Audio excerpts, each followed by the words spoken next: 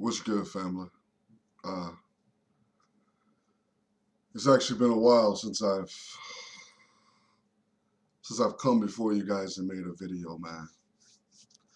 But for those of you guys who don't know who I am, I'm Big L, host of the forum, which you can find every Wednesday night on cvoiceradio.com. Uh, so every now and then, occasionally, I'll do videos such as this from my crib or just when I'm walking outside or wherever the case may be. But I drop little gems on people, man, to kind of equate, or rather to equip our people for the battle that we're facing currently.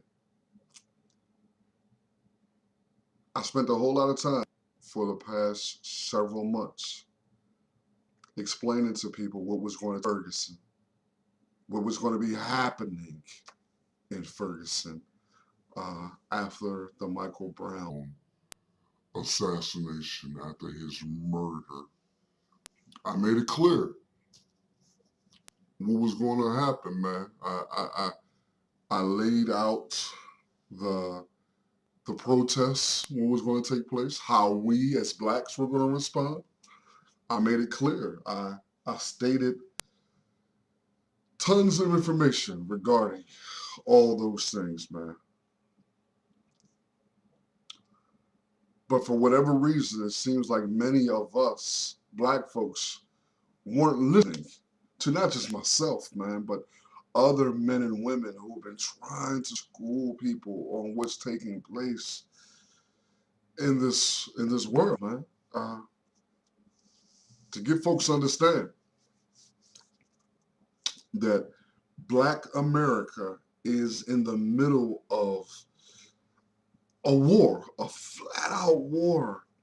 And no matter what type of relationships you may have with the dominant white society, you may have quote unquote white friends, or maybe in intimate relationships with white folks. That's not to say that because you know some good white people that you're not under attack by white supremacy. I explained in the video, what is white supremacy? The difference between white people, good, bad, and ugly, and the system of white supremacy and the differences between the two. I'm sitting on the couch like everybody else, man, anticipating what they're going to say as far as whether Darren Wilson is going to be indicted or not. I'm sitting on the couch just like everybody else, in my heart of hearts, knowing that he's not going to be indicted, but with a sliver of hope that he would be indicted. But to see him hand down that indictment, or that see them not indict him, is mind-blowing on so many levels. So now we're in the position where they've killed another one of us in broad daylight, and they've gotten away with it. Then you have this new situation with the young 12-year-old Tamar Rice, where he was shot down by another white police officer. A whole nother tragic situation. And we're going to see more and more of those situations taking place. Time and time again, you're going to find yourselves in situations where either you're going to be the direct victim of this type of violence, or your quote-unquote media is going to be flooded with other victims of this type of violence. It's going to continue to take place. So now the protesting is popping off. The marching is at its all-time high right now, and so you got the marching. Then you had little squads, little pockets of quote-unquote rioters and looters. But it's amazing how when blacks quote-unquote riot or loot, it's one horrible, animalistic, barbaric type of action. But when the dominant white society takes place in these very similar acts, for reasons that are such as sports celebrations, uh, pumpkin festivals, those type of things. It's civil unrest. But when blacks do it, it's a whole other category. Every time they mention riding with blacks, you as a black American should be insulted. Because what they're basically saying is, all you as a black person know how to do is to tear shit up. Now, I'm not anti-looter, or rather, I'm not anti-riots, nor am I pro-riots. I just think there's a method in which we can be doing it to ensure success. And I'm not sure if even the protesting that's taking place right now in Ferguson and across the country is going to ensure success, or are we just protesting because something else went down? What is the purpose? What is the end game? What is the objective?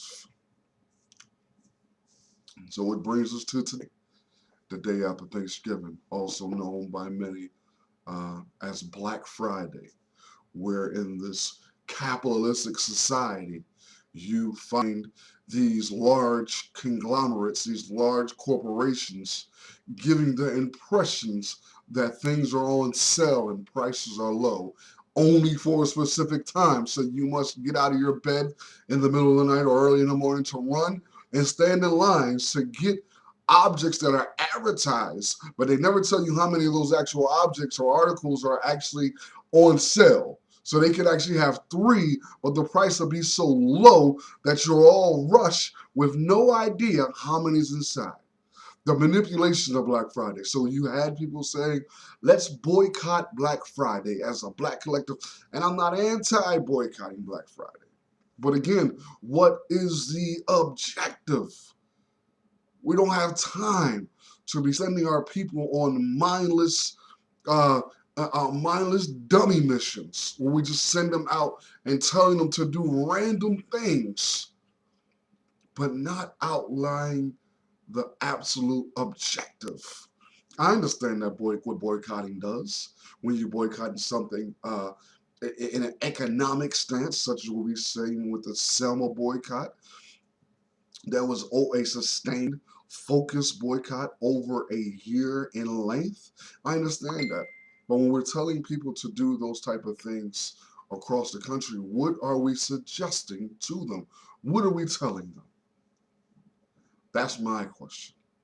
That's my question to you. So what I try to convey to the people, man, is what we must do is create a strong black socio-economic infrastructure. And it takes place in 5 stages. And this is a short video, straight to the point, man. You can leave your questions, comments, concerns, criticism in the comment section of this video. But 5 simple stages. And when I say 5 simple stages, that doesn't mean simple as in uneducated or without work. It just means that it's 5 simply stated stages. Stage number 1. Blacks must build an economic base.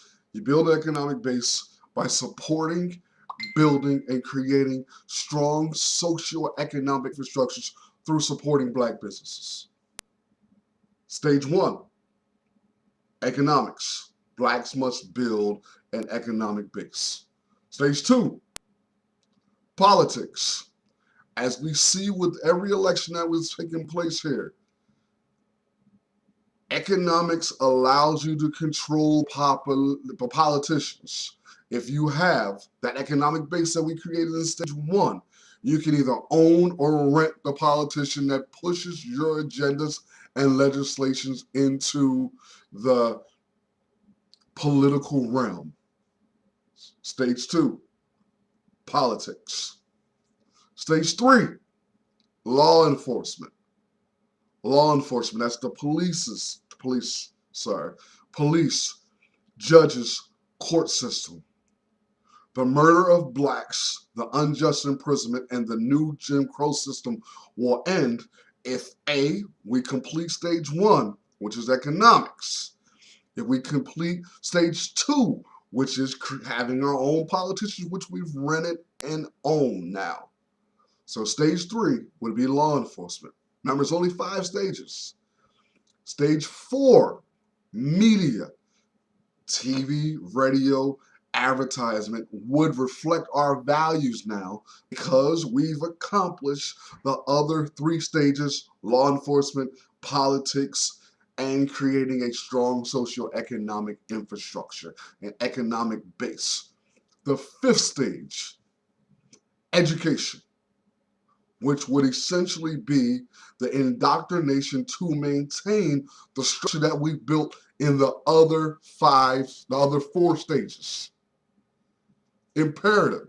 It's only 5 stages to Black economics that we must be involved in. Now, each one of these stages are multi-layered and incredibly deep. How do we begin to accomplish those things? A, sacrifice. Intelligence. When I say intelligence, that means every Black business is not a Black business, meaning the mentality and the objective of that particular business owner who happens to have the skin color of Black may not be what lines up with Black empowerment. They might just be out for self. And you can determine that by simply patronizing that particular business and asking questions, man.